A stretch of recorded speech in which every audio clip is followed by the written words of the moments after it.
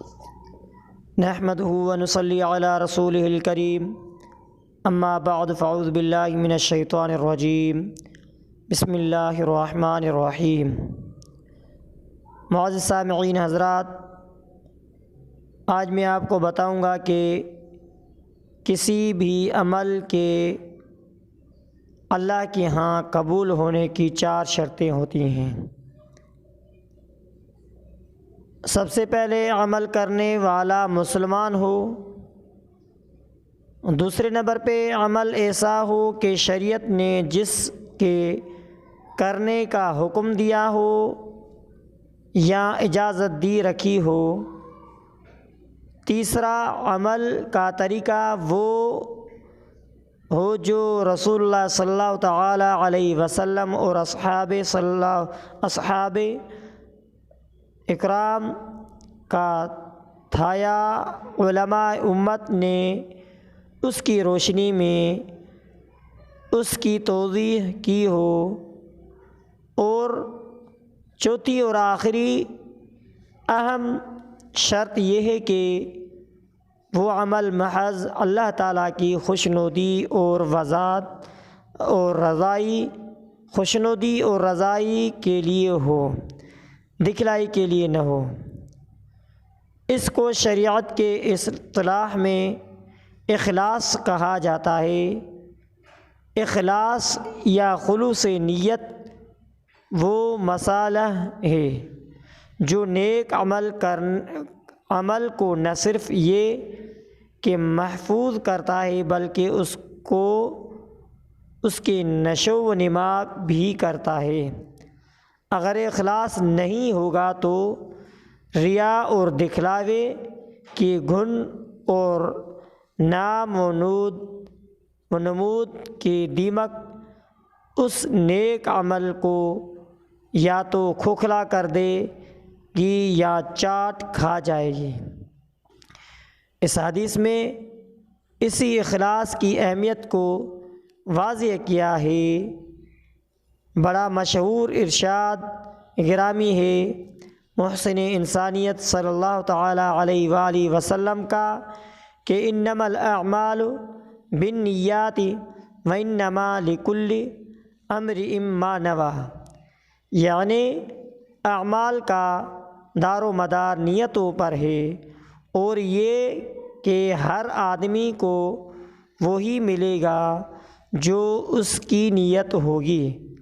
یاد رکھیے کہ اچھی نیت کا تعلق صرف پسندیدہ اور نیک اعمال سے ہے۔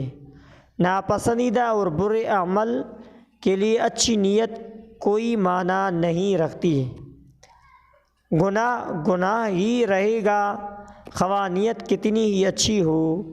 جس طرح حرام جانور اسلامی طریقے پر ذبح کرنے سے حلال نہیں ہوتا، اسی طرح برا کام بھی اچھی نیت سے نیکی میں نہیں بدل سکتا۔ حلیہ جو انسان صرف لیپا پوتی کے ذریعے اس طرح کا ناکارہ فلسفہ سے اپنے لیے چھوٹی تسلی کا سامان کرتا رہتا ہے۔ اب سوال یہ ہے کہ جب اخلاص اس قدر اہم ہے تو اسے کس طرح حاصل کیا جائے؟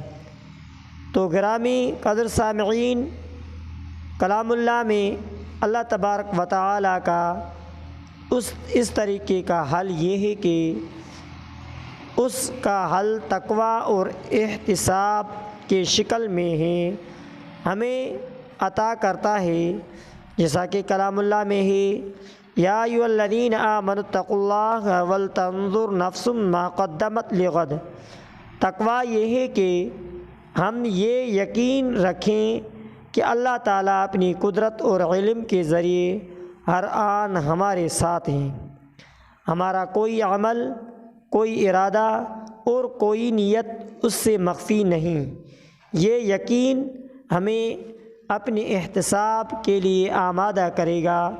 نتیجہ یہ ہوگا کہ اخلاص دل میں جڑ پکڑے گا، اور وہ وقت بھی آئے گا کہ اگر دنیا کسی کے اچھے عمل کو سراہتی بھی ہے تو سراہ کرے، اس کی نظر اللہ کی ذات اس قدر ہی کی طرف رہے گی، اور وہ نفس شیطان کے کسی بھگاوے میں نہیں آئے گا، اور اس طرح اس کا نیک عمل ضائع نہیں ہوگا۔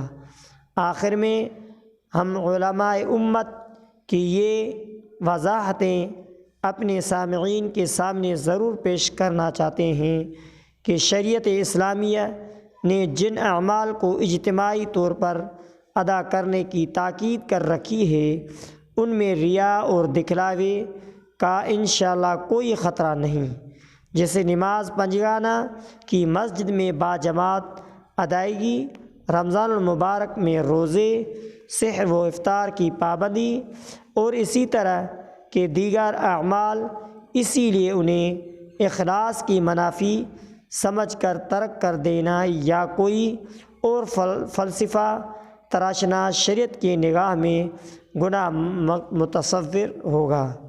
ہماری گفتگو کا خلاصہ یہ ہے کہ اخلاص کا گوہر کامیاب ضرور ہے، نایاب نہیں۔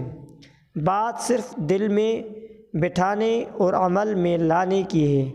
اللہ تعالی ہمیں اور اس کا احساس نصیب فرمائے اور ریا، دکھلاوے اور نام و نمود سے اپنے پناہ میں رکھے، آمین۔ اقول قولی ھذا واستغفر اللہ لی ولکم ولسائر المرسلین والحمد للہ رب العالمین۔